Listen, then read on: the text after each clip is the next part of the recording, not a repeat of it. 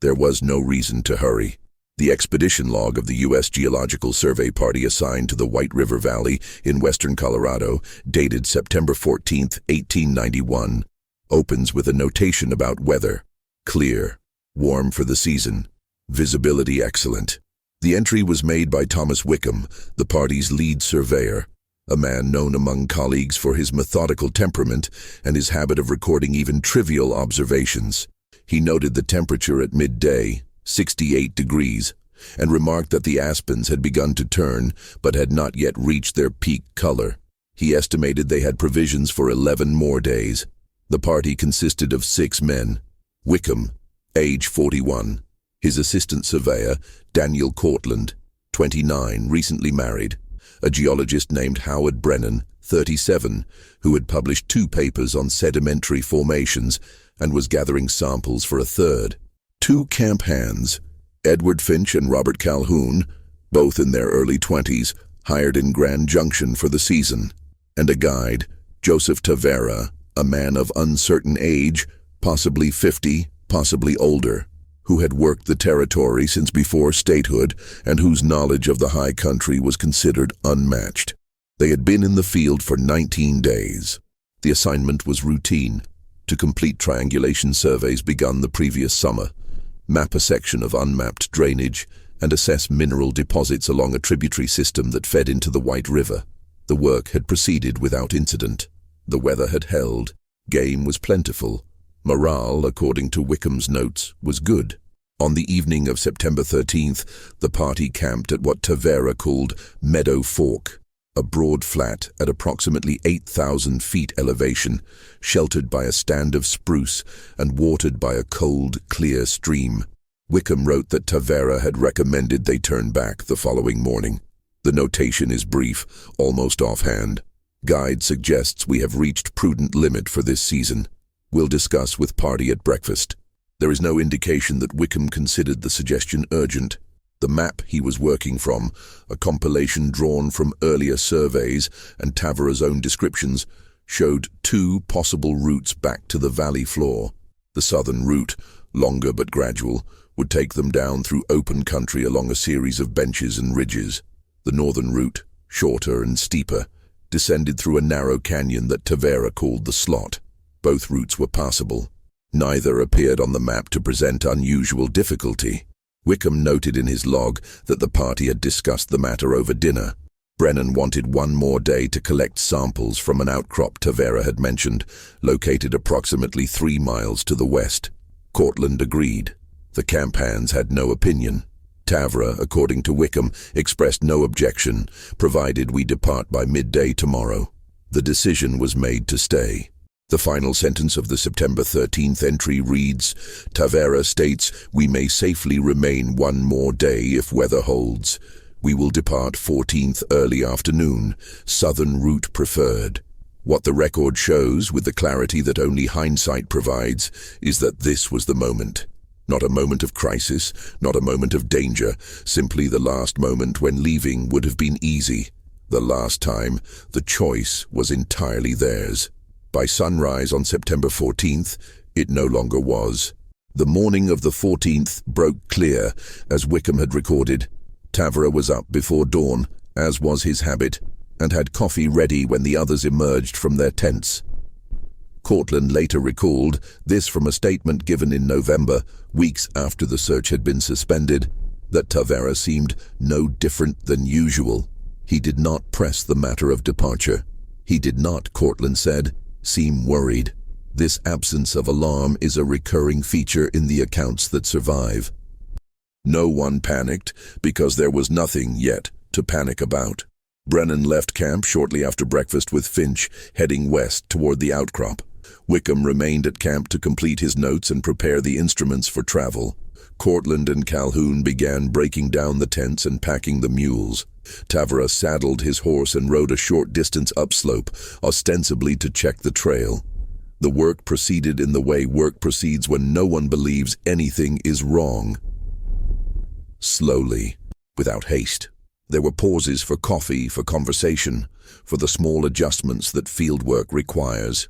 Cortland mentioned in his statement that he and Calhoun took nearly 2 hours to load the mules, not because the task was difficult, but because there seemed no reason to rush.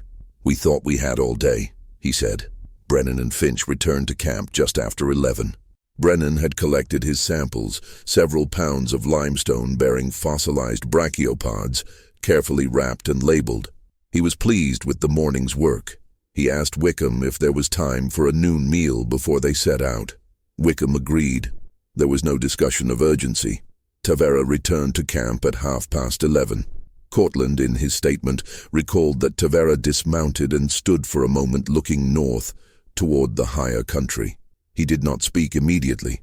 When Wickham asked if the trail was clear, Tavera replied that it was. But he added, and this detail appears in multiple accounts, that the wind had changed. It is difficult, from the documentary evidence, to determine how this information was received. Wickham did not mention it in his log, which ends abruptly on the morning of the 14th. Cortland said he noticed the comment, but did not think it significant. "The wind changes all the time in the mountains," he said. Brennan, when questioned later, said he did not recall Tavera saying anything about wind at all. What is certain is that no immediate action was taken. The party ate a midday meal: beans, hardtack, coffee. The meal was leisurely. Cortland estimated it lasted 45 minutes, perhaps an hour. Afterward, the men smoked. Wickham reviewed the map with Tavera, confirming the route they would take. There was some discussion about whether to attempt the slot, which would save a day, or to take the longer southern route. Tavera, according to Cortland, recommended the southern route, but he did not insist.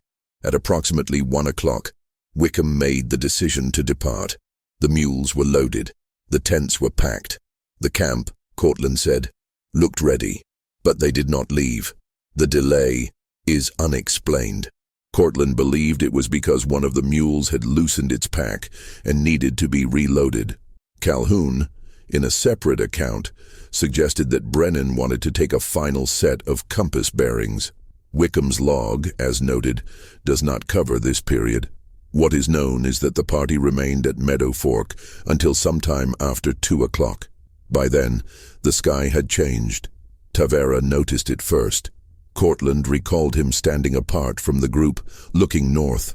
The clouds were not dramatic, not dark or towering, just a thin, high overcast that had not been there an hour before. Tavera walked over to Wickham and spoke quietly. Cortland did not hear the conversation, but he saw Wickham nod and glance at the sky. Wickham said something to the group. Cortland could not remember the exact words about picking up the pace. They began loading the last of the equipment. The mood, Cortland said, had shifted slightly, not to alarm, just to a recognition that they had lingered longer than intended. "We were aware," he said, "that we should have left sooner." At 2:30, Wickham gave the order to move out. The party formed a line. Tavera in front, then Wickham, then the mules, then the others. They left Meadow Fork heading south, toward the longer but safer route. They traveled for perhaps an hour before Tavera stopped. The wind, he said, was wrong. The clouds were thickening. He proposed they turn back to Meadow Fork and wait out whatever weather was coming. Wickham consulted his barometer. The reading was falling, but not precipitously. He asked Tavera how long they would need to wait. Tavera said he did not know. Perhaps a day, perhaps 2. This is the detail that archival research has clarified. Wickham did not want to lose 2 days. The season was late. The survey was behind schedule. He had written to his supervisor in Denver 3 weeks earlier, expressing concern about completing the work before the first significant snow. Returning to Meadow Fork meant extending the expedition, consuming provisions, and risking censure from the survey's director, a man Wickham described in private correspondence as intolerant of delay. Wickham asked Tavera if they could reach the valley by the southern route before the weather worsened. Tavera said it was possible, if they moved quickly. Wickham made the decision they would continue. Cortland, in his November statement, said this was the point at which he first felt uneasy. Not afraid, just uneasy. Tavera did not argue, he said, but I could tell he did not agree. The party continued south. By 4 o'clock, The overcast had thickened into a solid grey ceiling. The temperature had dropped. The wind, which had been slight, now came in gusts that bent the tops of the trees. Tavera picked up the pace. The men followed without complaint. They had been walking for 5 hours. They were tired, but not exhausted. The trail was clear. At 5 o'clock, it began to snow. The first flakes were light, almost tentative. Cortland said they melted as soon as they touched the ground. No one stopped. No one suggested turning back. The assumption, and this is evident in every surviving account, was that the snow would pass. Early season snow in the Colorado high country was common. It rarely accumulated. It rarely lasted. Tavera stopped the party at a wide spot in the trail and spoke briefly with Wickham. The conversation was quiet, but Cortland was close enough to hear portions of it. Tavera recommended they make camp immediately where they were, even though it was early and the site was exposed. Wickham asked if they could reach a better location before dark. Tavera said he was not certain. Wickham asked how far they had come from Meadow Fork. Tavera estimated 6 miles. Wickham calculated aloud, at their current pace, they could cover another 4 or 5 miles before nightfall, which would put them well into the descent, out of the worst of the weather. He decided they would continue. By 6 o'clock, the snow was falling steadily.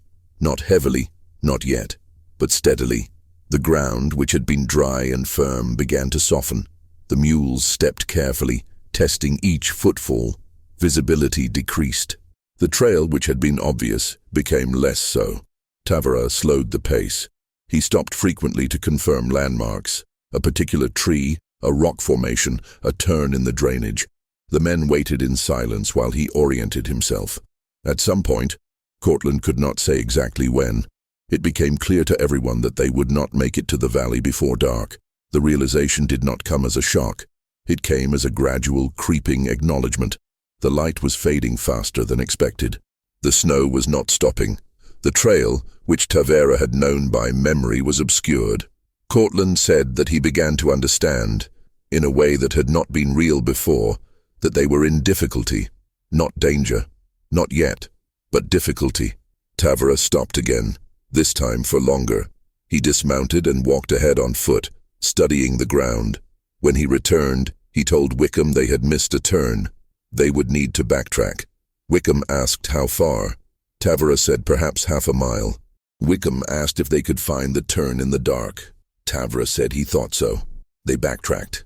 The light was nearly gone. The snow had begun to accumulate, not deeply, an inch at most, but enough to obscure the trail entirely. Tavera moved slowly, pausing every few yards to examine the terrain. The men followed in single file, silent, watchful. Cortland said the only sound was the crunch of snow underfoot and the occasional snort of a mule. They did not find the turn. At full dark, Tavera stopped. He told Wickham they would have to wait until morning. Wickham asked where they were. Tavera said he was not certain. Somewhere on the bench above the canyon, but he could not say exactly where. They were off the trail. The party made camp in the dark, in falling snow, on a slope they could not see. There was no water nearby, at least none they could find. They could not risk a large fire for fear of not finding sufficient deadwood in the morning. They ate a cold meal and huddled under canvas tarps rigged between trees. The temperature continued to drop. Cortland estimated it reached the low 20s by midnight. No one slept much. Cortland said he lay awake listening to the wind and the soft hiss of snow against the canvas. He thought about Meadow Fork and how easy it would have been to stay. He thought about the hour they had spent eating lunch and the hour spent repacking the mules and all the small decisions that had seemed at the time inconsequential. Morning came gray and cold. The snow had stopped, but 6 inches blanketed the ground. The sky was overcast, low, featureless. Tavera stood and surveyed the landscape without speaking. After several minutes, he admitted to Wickham that he was not sure where they were. The snowfall had transformed the terrain. Landmarks he had relied upon were gone. Wickham asked if they should try to retrace their steps from the previous day. Tavera said the snow had covered their tracks. He suggested they head downslope, toward the drainage, and follow it until they found a recognizable feature. They broke camp and began to descend. The going was slow. The snow concealed rocks and deadfall. The mules stumbled. One threw its pack, scattering equipment down the slope. It took an hour to recover and reload. By the time they resumed, the temperature was rising and the snow had begun to melt.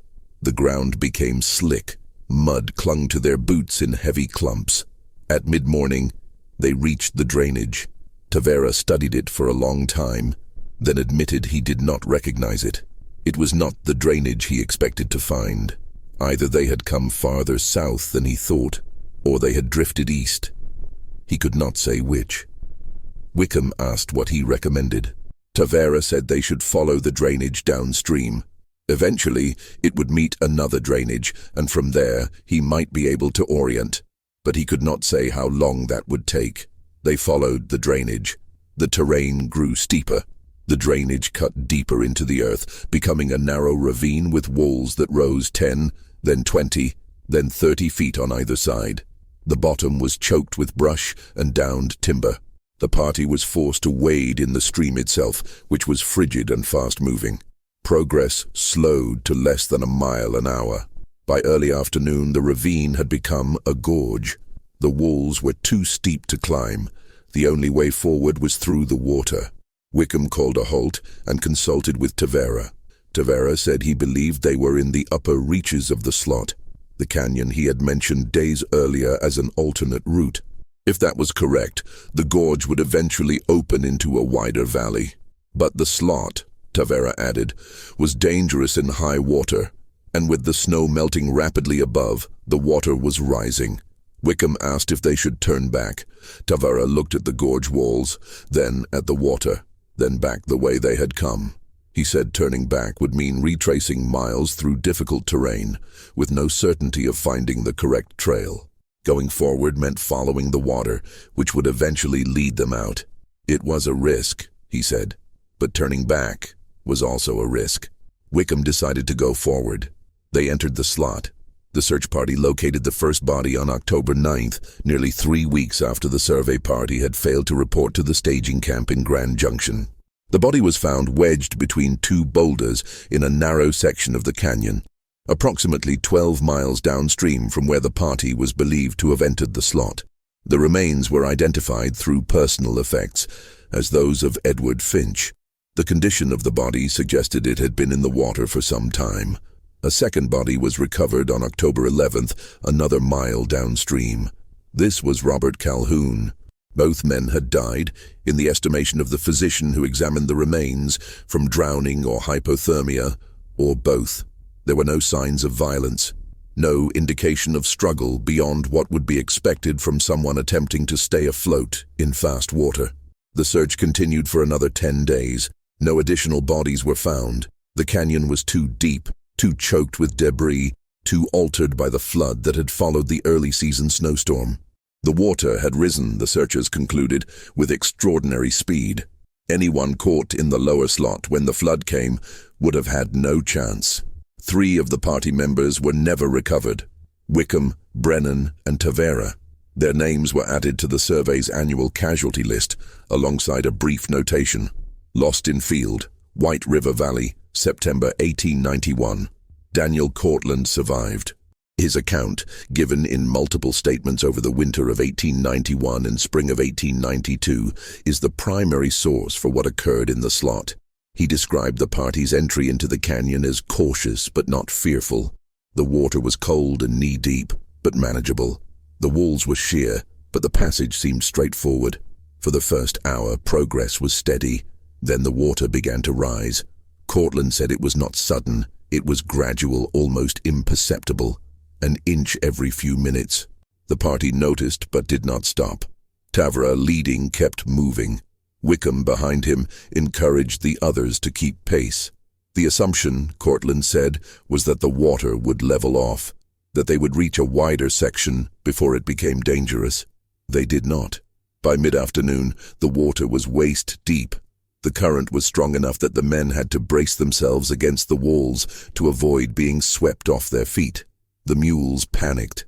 One broke free and was carried downstream, disappearing around a bend. The others were abandoned. The men continued on foot. Cortland said he did not know when exactly the situation became hopeless. There was no single moment.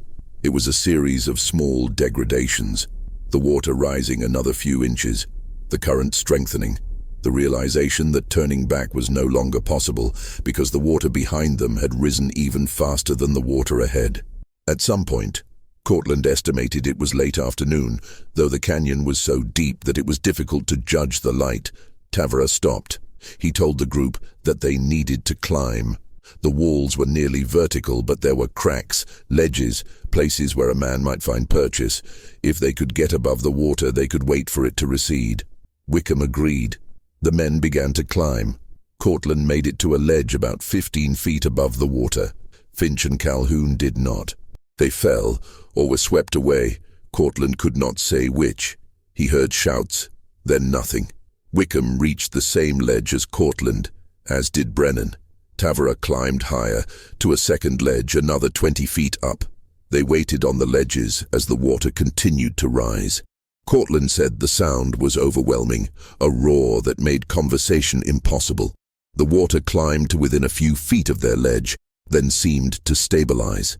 They waited through the night, soaked, freezing, unable to move. At some point in the darkness, Brennan slipped. Cortland did not see it happen, but he heard the splash. Brennan did not resurface. At dawn, the water had begun to recede. Cortland and Wickham climbed down and attempted to continue through the canyon. They made it another mile before the passage became impassable, choked with debris, fallen trees, and boulders that had been dislodged by the flood.